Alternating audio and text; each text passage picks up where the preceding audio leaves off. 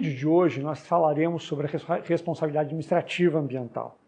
No vídeo anterior nós falamos sobre a civil dentro da lógica da tríplice responsabilidade ambiental, que tem como fundamento principal o artigo 225 da Constituição da República Federativa do Brasil de 88, e especialmente o parágrafo 3º, que estabelece que as condutas e atividades consideradas lesivas ao meio ambiente sujeitarão os infratores, pessoas físicas e jurídicas, a sanções penais e administrativas, independentemente da obrigação de reparar o dano causado.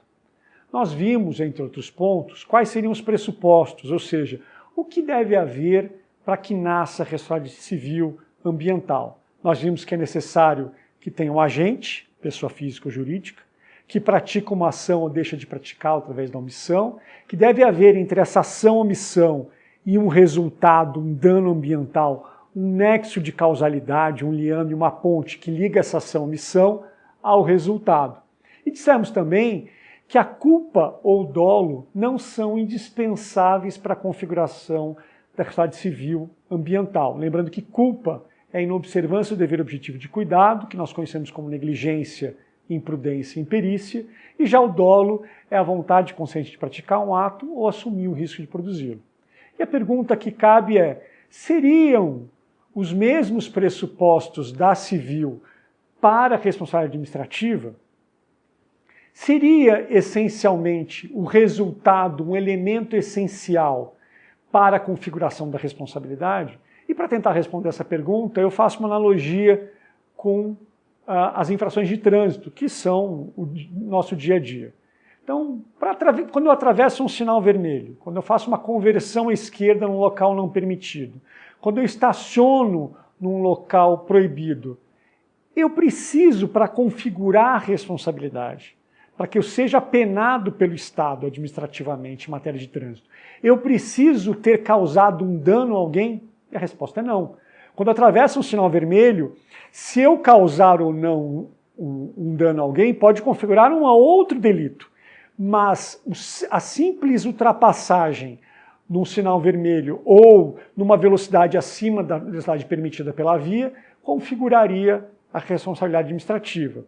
Mas os demais elementos são necessários? Sim, são. Então eu continuo precisando ter um agente que vai praticar uma ação ou omissão, e deve haver entre essa ação ou omissão e o tipo administrativo violado um nexo de causalidade.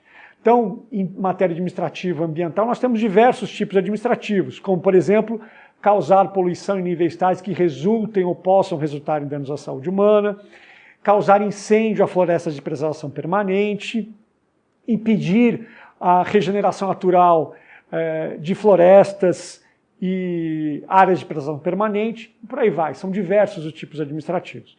Portanto, desde que eu esteja naquele tipo, ou seja, eu tenha configurado aquele tipo como causar incêndio à floresta de preservação permanente, e havendo os outros elementos, haverá responsabilidade. E o próximo questionamento que é relevante é qual que é a natureza jurídica da responsabilidade administrativa? Ou seja, ela é objetiva ou ela é subjetiva?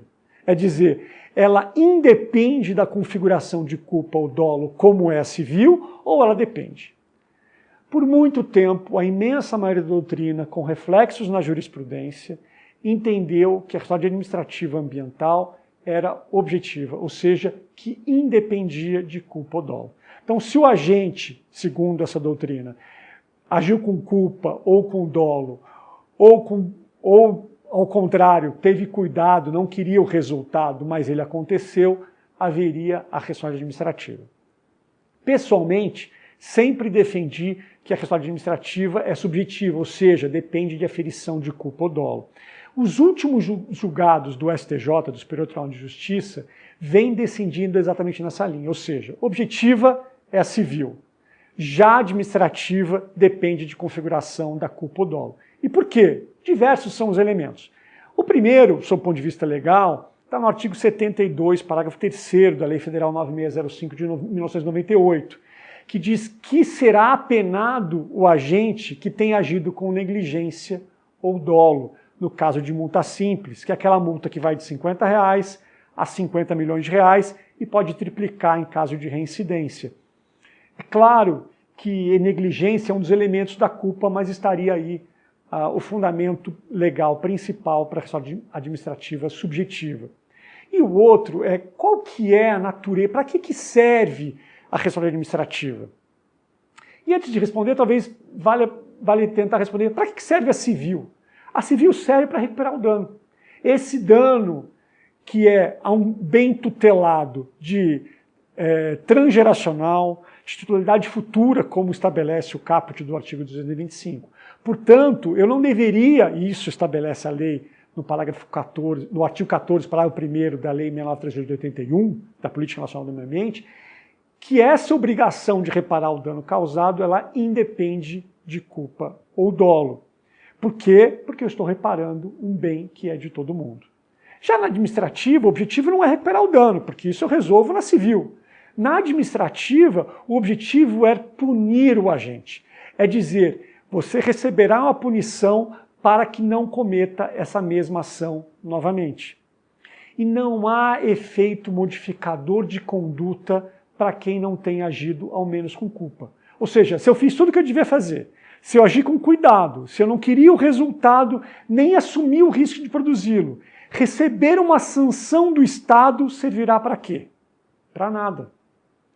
Portanto, o entendimento, e fico feliz que o STJ tenha mudado o seu posicionamento nas últimas decisões, é no sentido de que é indispensável para a configuração da responsabilidade administrativa ambiental a aferição de culpa ou dolo do agente.